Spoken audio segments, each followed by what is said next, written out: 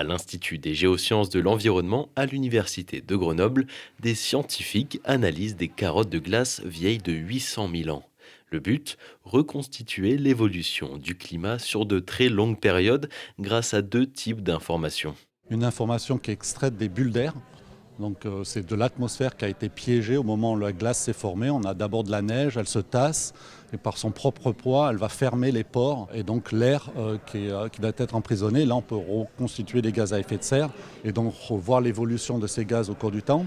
Mais la glace elle-même aussi, c'est donc de l'eau lorsqu'on la fait fondre. Elle contient des impuretés et on peut retracer l'historique des volcans, mais aussi l'évolution par exemple des métaux lourds ou des pollutions atmosphériques suite aux émissions industrielles et de nos sociétés. À l'intérieur des chambres froides, l'équipe de chercheurs de l'IGE découpe, analyse et traite des milliers de mètres de glace. Avec ces données, ils ont pu comprendre que lorsque le climat de la Terre était froid, il y avait beaucoup moins de dioxyde de carbone et de méthane dans l'air que pendant les périodes les plus chaudes. À Grenoble, il y a 9 chambres froides qui vont de 0 à moins 25 degrés et une enceinte climatique descend jusqu'à moins 80 degrés. Là où il y a de la glace, eh bien, on ramène cette glace ici à l'IGE. Il n'y a qu'à l'IGE, donc Grenoble, où il y a un tel parc de chambres froides. Voilà, qui soit ensuite en plus très modulaires, c'est-à-dire qu'on peut les descendre à différentes températures.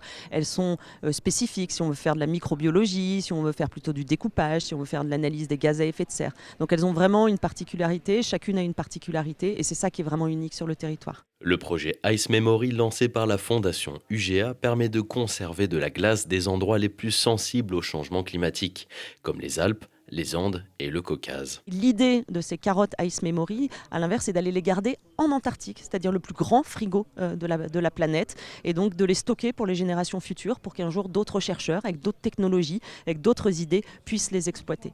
Bientôt, de nouvelles carottes seront extraites et les chercheurs pourront retracer l'histoire du climat d'il y a plus d'1 million d'années. C'est à cette époque que le rythme des alternances entre périodes froides et chaudes a considérablement changé. Les nouvelles analyses nous donneront davantage d'indices sur le changement climatique.